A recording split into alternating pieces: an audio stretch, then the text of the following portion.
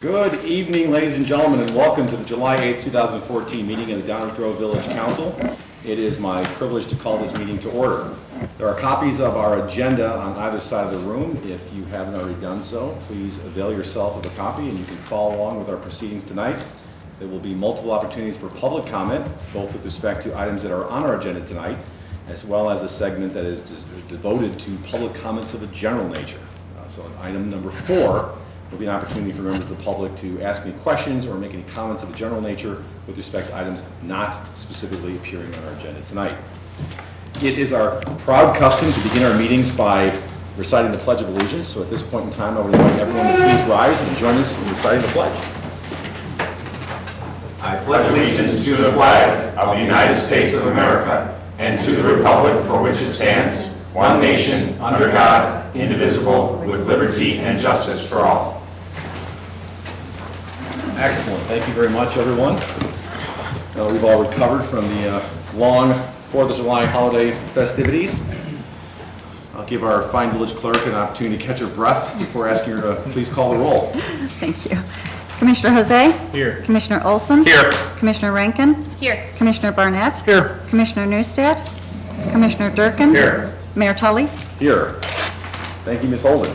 That brings us to item 3, minutes of council meetings. We have one set of minutes to review and approve tonight, and those are the minutes from the regular council meeting of July 1st, 2014. Do any members of the village council have any questions, comments, corrections, or changes to those minutes?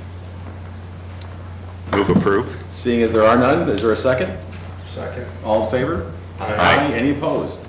Those minutes are approved. Terrific. That brings us right to that much ballyhooed item number 4 on the agenda. Public comments of the general nature. If any members of the audience have any questions or comments of a general nature with respect to items not appearing on our agenda tonight, I would invite you to please come down to our podium and share what's on your mind. Any questions or comments of a general nature? Hearing none, we'll move on to item 5, which is reserved for council member reports. This gives council members an opportunity to report out with respect to items of community interest or goings on in the community. Commissioner Barnett, would you start us off tonight? No report, Mayor. Thank you, sir. Commissioner Olson. No report. Commissioner Jose. Thank you, Mayor. The Downers Grove Museum is opening a new exhibit on Friday, July the 11th, called Movie Magic, celebrating 86 years of the Tivoli Theater. It's a free exhibit, and the exhibit launch will be, as I said, on Friday from 4 to 6 p.m., and the exhibit will be there until December the 20th. We'll have public tours from 1 to 6 p.m. on Mondays, Wednesdays, and Fridays, and 10 a.m. to 4 p.m. on Saturdays. I'm looking forward to seeing the exhibit, and I think it's particularly appropriate that the exhibit opening is starting this weekend, given we have the Johnsons here in attendance. I hope everybody will go out and check the exhibit out before it closes in December. Thanks very much, Mayor. Thank you, Commissioner. Now, of course, you can't mention that Willis and Shirley Johnson in the audience without offering them an opportunity to say something at the podium if they would like. I know Willis is very shy when you have to work with him very hard to draw him out of his shell. But no obligation, but just wanted to extend a courtesy should you feel so moved.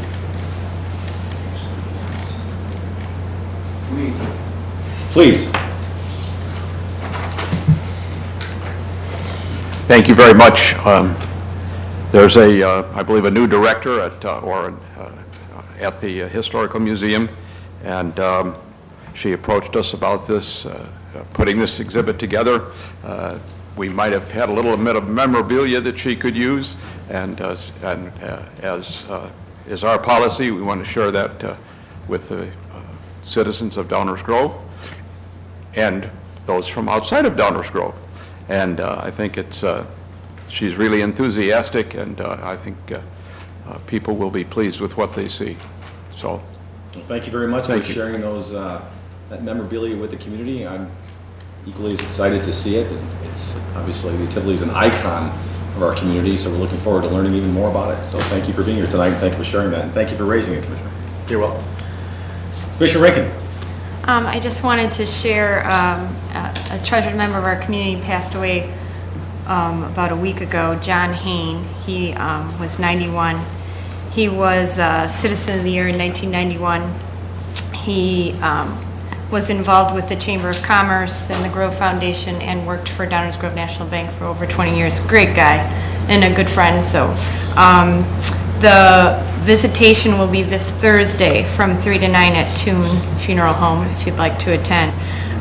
The president of the Grove Foundation had a great statement about him. She said, "None of us was through with him. We all wanted him to soldier on. He had other plans. As sorry as we are to have him leave us, we are grateful that he exited quietly without a lot of fuss. He was always a gentleman and knew when to leave the party." So if you want information, the obituary is on the Toon Funeral Home website. It shares the information about the visitation. Thank you. Thank you, Commissioner. Appreciate you sharing that. I think we're all sorry to see John leave us. He was one of those angels of the community and will be sorely missed. So thank you for sharing that information. Commissioner Durkin? I have no report. Thank you. Just very quickly, I'd just like to thank everyone who participated in the Independence Day Parade on Friday. Of course, the Village Council passed that ordinance calling for beautiful weather, and I'm glad we did that because it worked out very well for not only the parade, but also the fireworks. It was really a terrific turnout. Probably no coincidence that it fell on a Friday this year, but it was really nice to see that many people lining the parade route. Thanks to everyone who participated and made it possible. And with that, we'll go to item 6, which is reserved for public hearings. We have no public hearings tonight, so we'll move right to our consent agenda, which is item number 7. Is there a motion to approve the consent agenda? So moved. Second. Are there any questions or comments from members of the audience with respect to any of the items on the consent agenda tonight? Any questions or comments on the consent agenda from members of the Village Council? Hearing none, may I have a roll call, please? Commissioner Durkin? Aye. Commissioner Olson? Aye. Commissioner Jose? Aye. Commissioner Rankin? Aye. Commissioner Barnett? Aye. Mayor Tully? Aye. The consent agenda passes unanimously. That then brings us to item 8, which is our active agenda. We have 3 items on our active agenda tonight, items 8A, B, and C. We'll begin with item 8A. Do I have a motion to adopt an ordinance amending planned development number 51 to allow revisions to the campus master plan at Midwestern University located at 555 31st Street in the Village of Downers Grove? So moved. Second. Any questions or comments from any members of the audience with respect to this item? Questions or comments from members of the Village Council? Let not the silence fool you. We were all very chatty and complimentary about this last time during the workshop, so I think we'll all collectively say ditto. May I have a roll call, please? Commissioner Durkin? Aye. Commissioner Olson? Aye. Commissioner Jose? Aye. Commissioner Rankin? Aye. Commissioner Barnett? Aye. Mayor Tully? Aye, that matter passed unanimously, and good luck and congratulations to Midwestern University once again on a terrific project. Brings us to item 8B as in boy. Do I have a motion to adopt an ordinance rezoning property located at 2020 Ogden Avenue from M1 Light Manufacturing District to B3 General Services and Highway Business District? So moved. Second. Any questions or comments from anyone in the audience on this item? Questions or comments from any members of the Village Council on this item? Hearing none, roll call, please. Commissioner Durkin? Aye. Commissioner Olson? Aye. Commissioner Jose? Aye. Commissioner Rankin? Aye. Commissioner Barnett? Aye. Mayor Tully? Aye, that matter also passes unanimously. That brings us to the last item on our active agenda, 8C as in Charlie. Do I have a motion to adopt an ordinance proposing establishment of Special Service Area Number 7, Dunham subdivision? So moved. Second. Are there any questions or comments from any members of the audience with respect to this item? Any questions or comments from members of the Village Council on this item? Hearing none, may I have a roll call, please? Commissioner Durkin? Aye. Commissioner Olson? Aye. Commissioner Jose? Aye. Commissioner Rankin? Aye. Commissioner Barnett? Aye. Mayor Tully? Aye, that matter also passes unanimously and brings us to the end of our active agenda and to item 9 on our agenda, which is our first reading or our workshop segment of our meeting. When we entertain items for presentation and discussion purposes only, there will be no action taken on these items tonight, but perhaps at a later point in time, as is customary. The one item on our first reading or workshop agenda tonight will be turned over to village staff for presentation. Manager Fielman, good evening. Thank you. Good evening, Mayor. Tonight, we have consideration of an ordinance approving a redevelopment agreement for the property located at Ogden and Saratoga. And here to present information on this item is the president of the Downers Grove Economic Development Corporation, Michael Casa. Thank you. Welcome, Mr. Casa. Thank you, Mayor Tully and Commissioners. Michael Casa, Downers Grove Economic Development Corporation, 5159 Mokel in downtown Downers Grove. Before I begin, I want to thank the commissioners, the staff, and everyone who attended our annual luncheon 2 weeks ago. We had over 150 business and civic leaders there. And again, the representation from the village was terrific, and I really appreciate your time. I am pleased to present the proposed redevelopment agreement between the Village of Downers Grove and Downers Grove IL LLC for 1201 Ogden Avenue, which is the property at the southeast corner of Ogden and Saratoga Avenues. Illinois-based Insight Real Estate LLC is the developer for the project.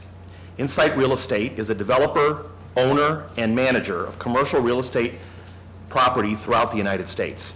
Insight owns over 11 million square feet of industrial, retail, and office space, serving more than 250 tenants nationwide. If you want a good example of Insight's work, look no further than the adjacent property at the southwest corner of Ogden and Prince. Insight redeveloped the vacant former dry cleaner site into a new Starbucks, which opened in mid-June. Insight Real Estate is proposing to redevelop the existing closed gas station property at Ogden and Saratoga. The project calls for a 5,000 square foot commercial building and surface parking. Insight is actively marketing the site. Several national and regional tenants have expressed interest in the lease space. The redevelopment of the property, especially since it is located at a signalized intersection, is very important to the economic vitality of the Ogden corridor.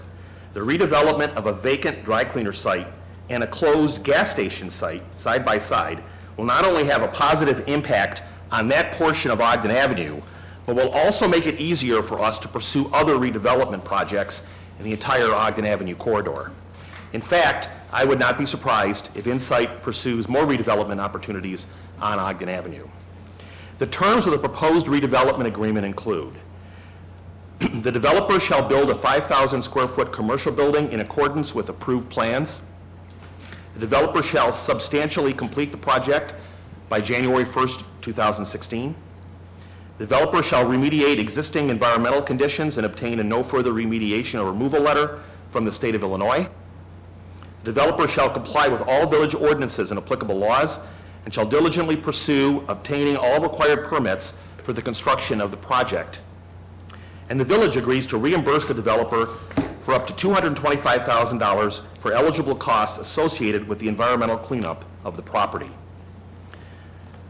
The EDC has been marketing sites on Ogden Avenue for redevelopment for quite some time.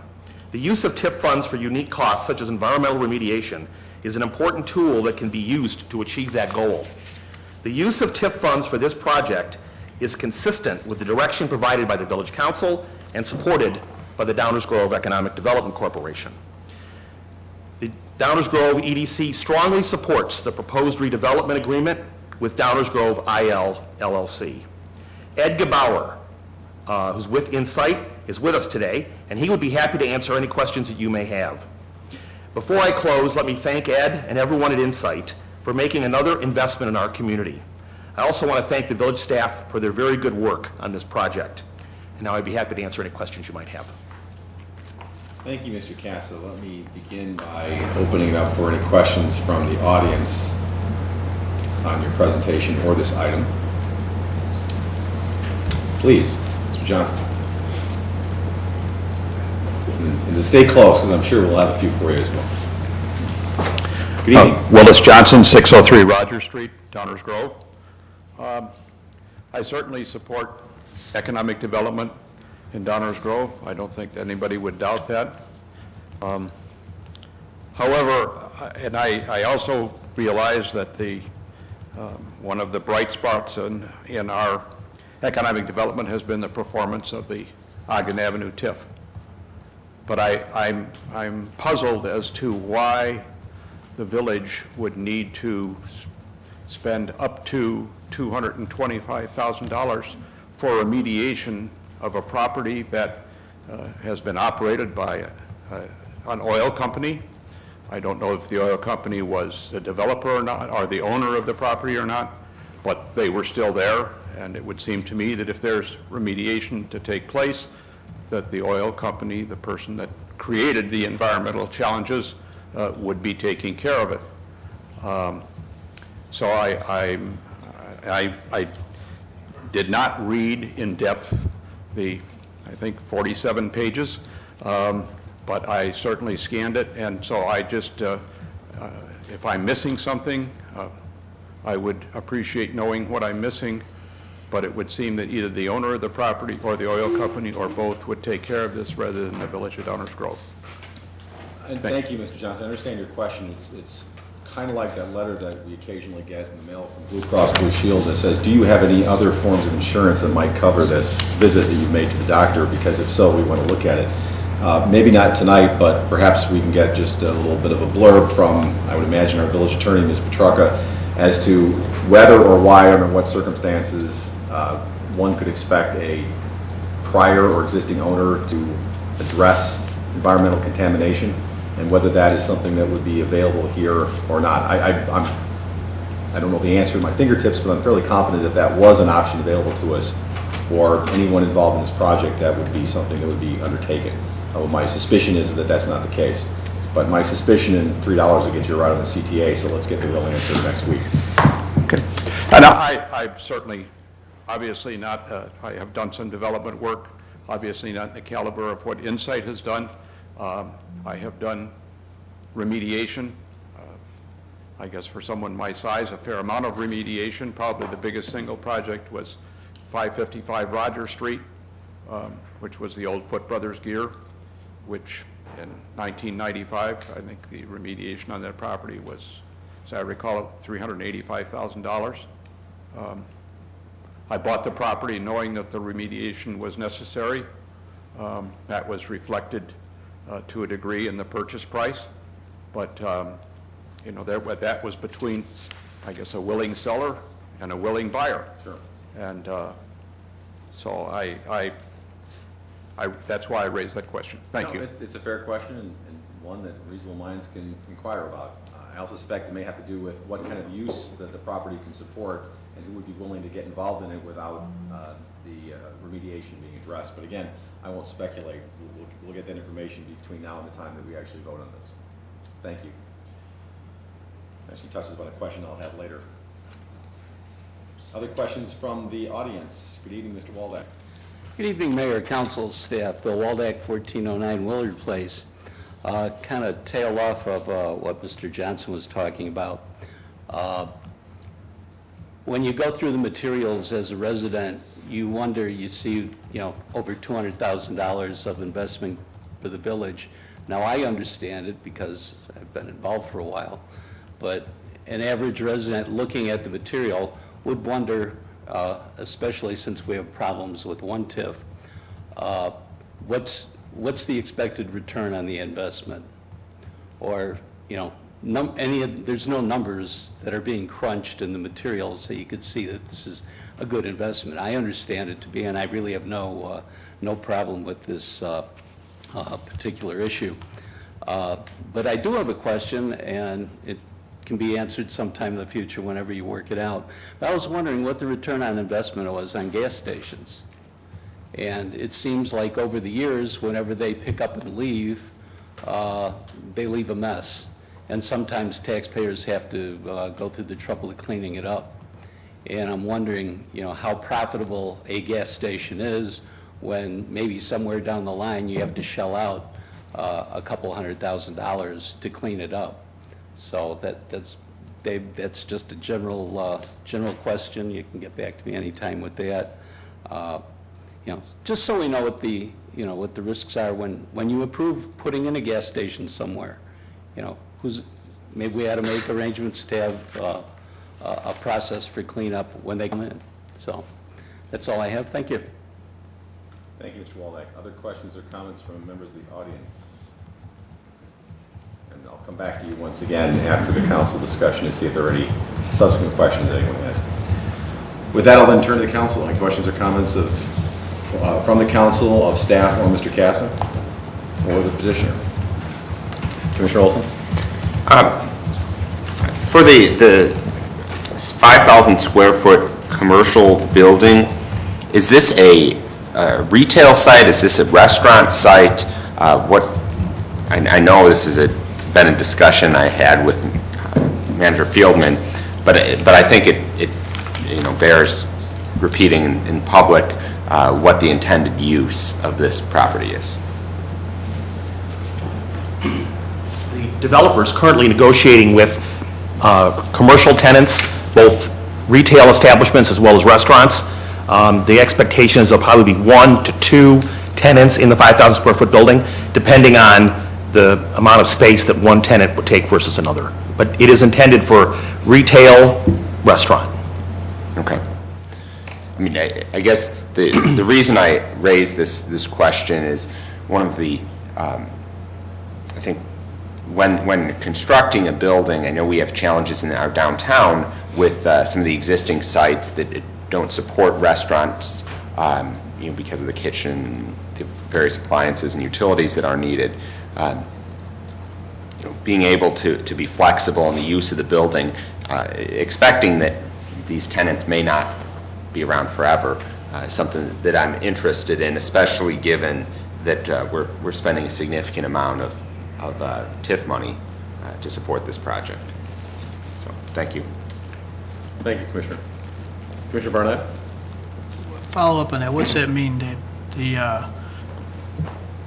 The question in front of us, is your potential approval of the TIF expenditure contingent upon your evaluation of building design, or what?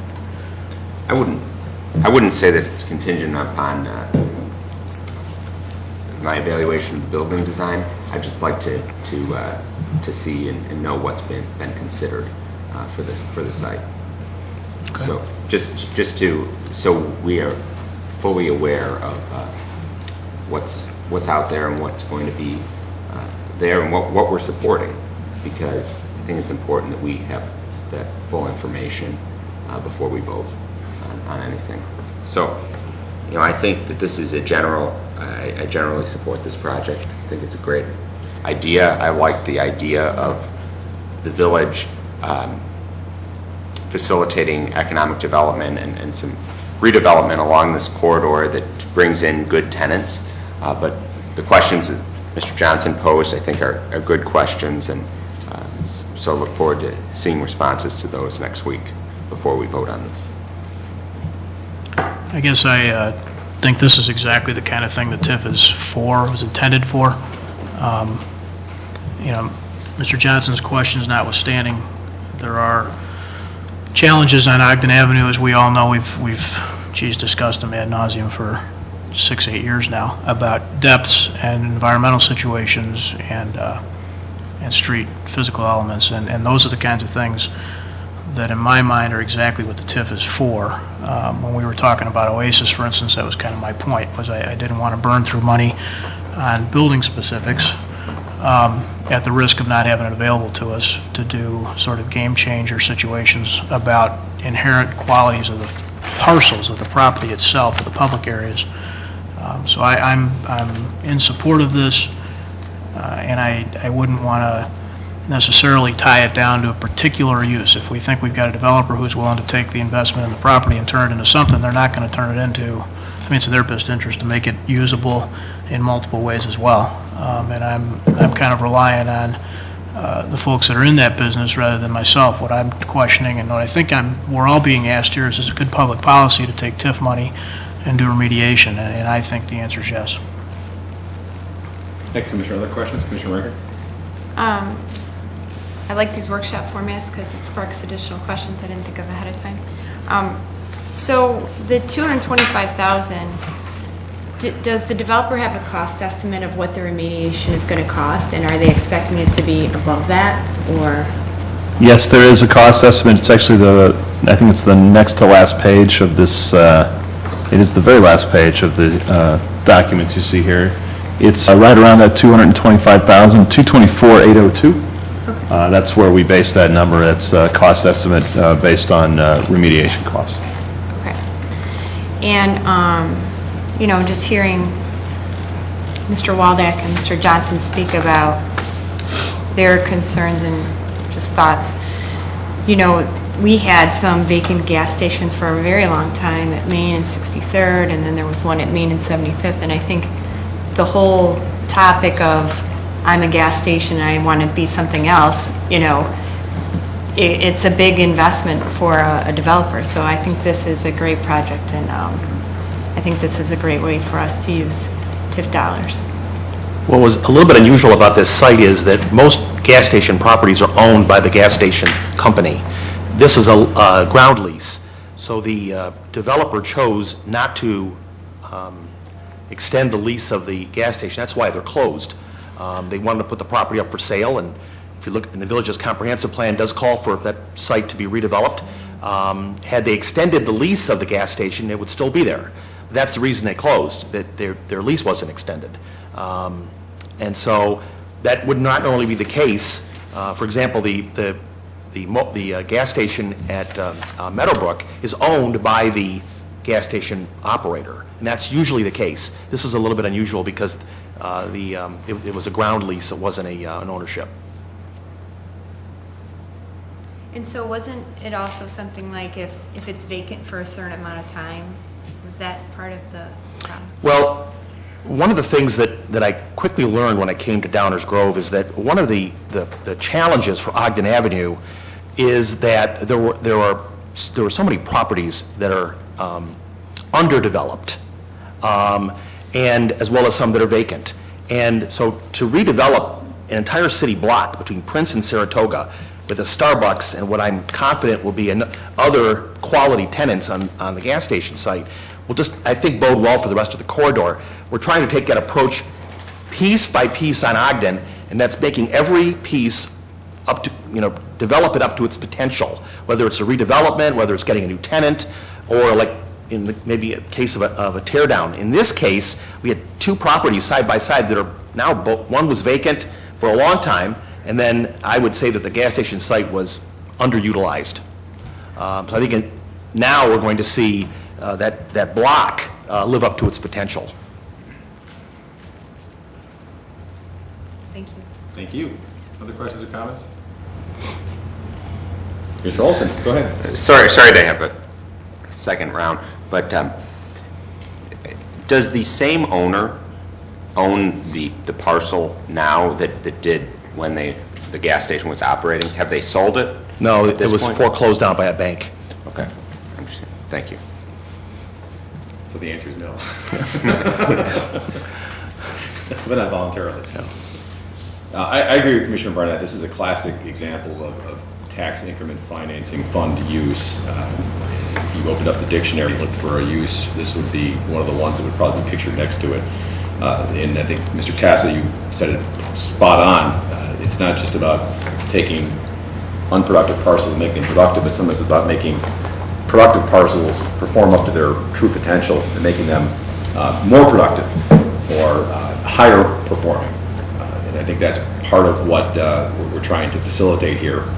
And as Commissioner Barnett said, if you pulled out the Ogden Avenue Master Plan, as well as some other long-range planning documents that we have, all of them would point to a number of different factors to this, the kind of thing that we want to support, of course within reason, which then raises the question of, are there other sources of funds that could do the remediation, as Mr. Johnson asked, and of course, as Commissioner Rankin asked, how do we know that the dollar amount is the right amount? Of course, there are people who go out and do these assessments and tell you, based on existing laws and regulations, here's how much this is going to cost to remediate this property given the current use, and then you come up with an estimate, which is what we have in our materials.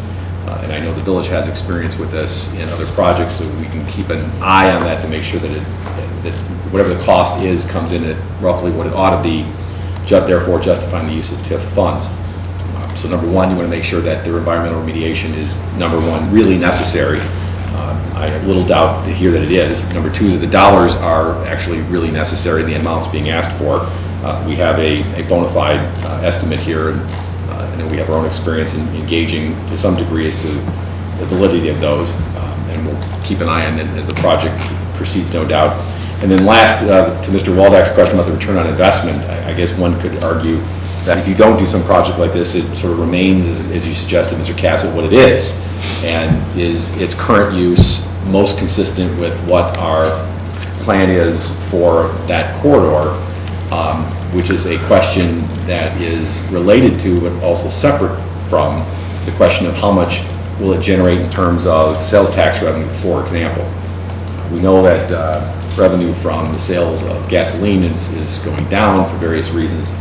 But it's not just about that, it's also about, do we take even a performing parcel and turn it into a higher performing parcel that's more consistent with our plan.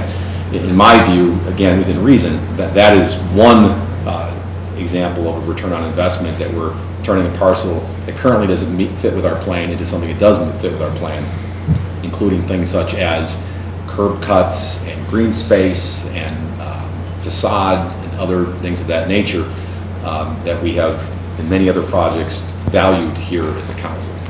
So I see no reason not to support this, and glad to see this project coming before us. But we'll get the legal opinion later with respect to Superfund and RECRA and all that CERCLA and other environmental stuff. Any other final questions from the audience with respect to this project or from the council? Mayor, I got one more thing, Sure. too.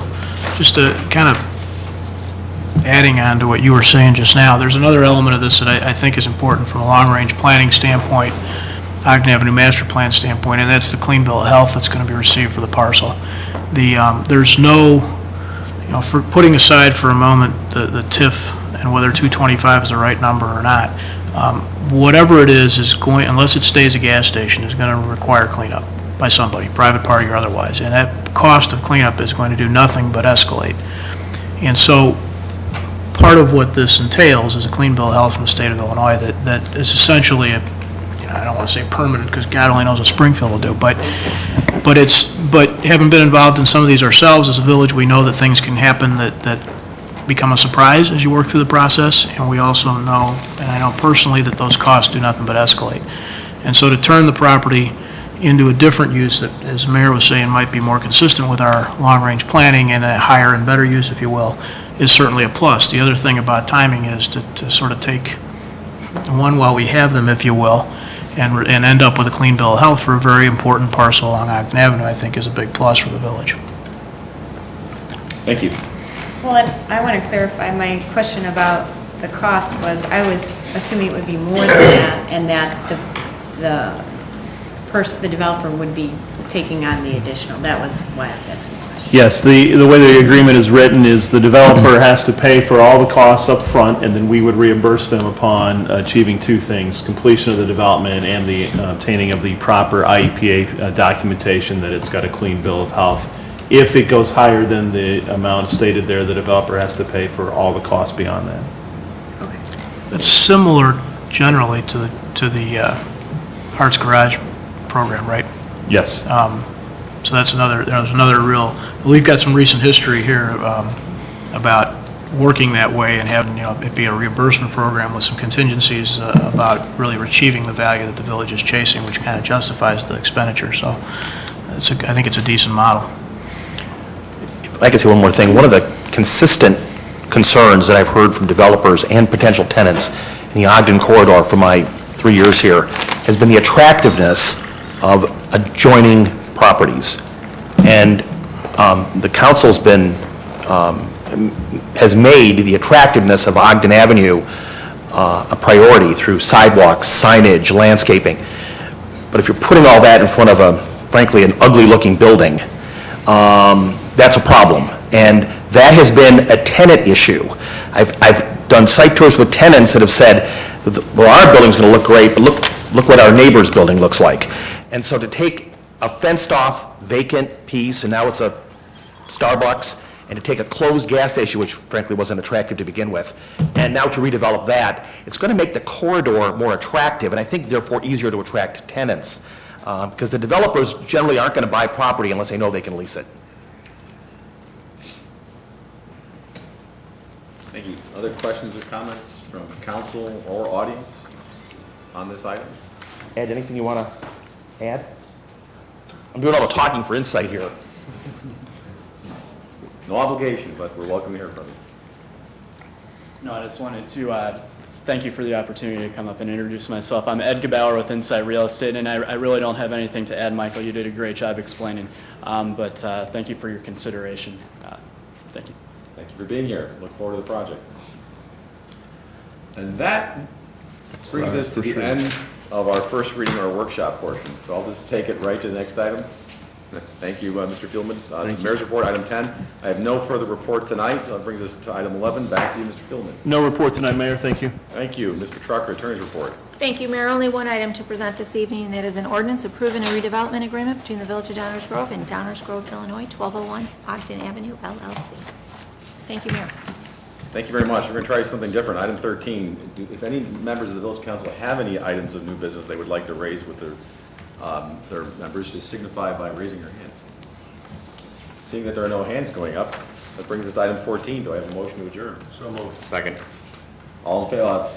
All in favor. Aye. Any opposed? Motion passes. We are adjourned. Thank you and good night.